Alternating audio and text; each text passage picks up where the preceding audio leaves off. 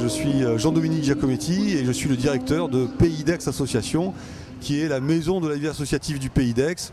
Et parmi les actions de la maison de la vie associative du Pays d'Aix pour soutenir la vie associative et le bénévolat, il y a en particulier Assogora, qui est le salon des associations du Pays d'Aix.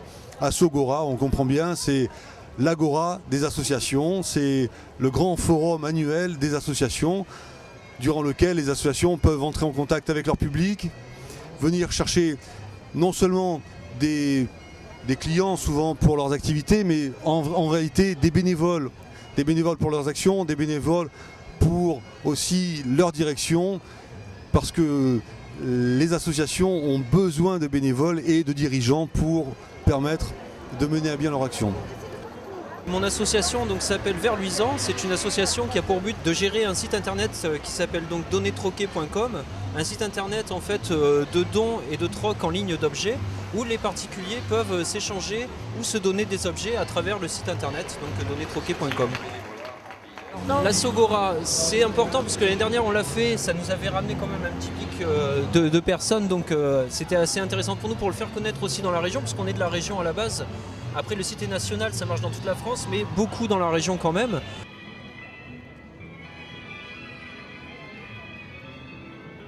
Pour cette 33e édition, nous avons une grande innovation par rapport aux années précédentes. Nous sommes passés sur les allées provençales en plus de notre lieu habituel qui est le cours Mirabeau.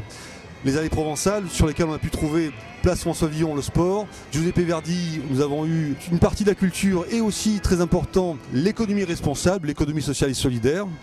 Notre corps social est animé en particulier par les associations et le fait qu'on puisse s'étendre comme ça géographiquement et en particulier sur les allées provençales qui sont un nouveau lieu de la ville est extrêmement important pour la vie associative et pour Pays d'Aix Association.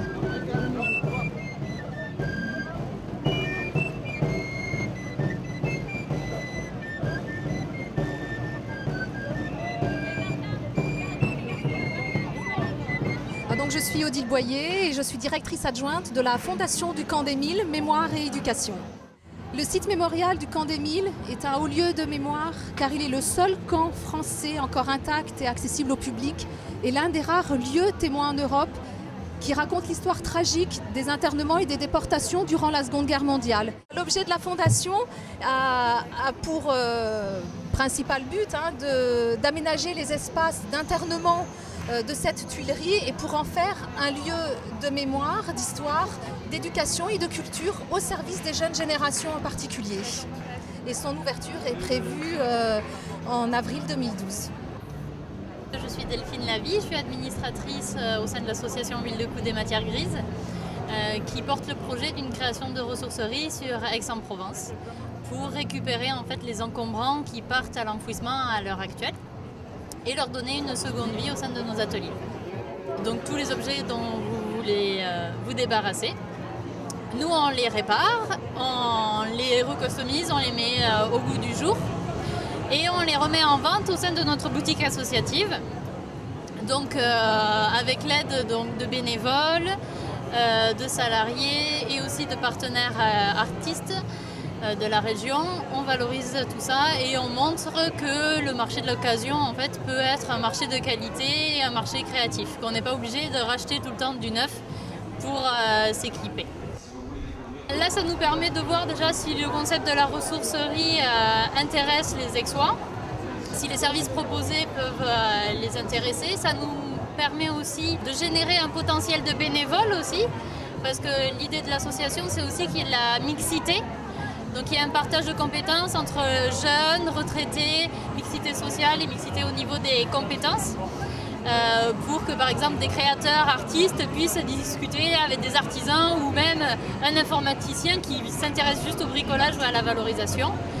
Et ça nous permet de faire connaître déjà notre activité et de sensibiliser au réemploi avant même d'avoir vraiment créé l'activité. Pour le futur, on va continuer à faire aussi bien.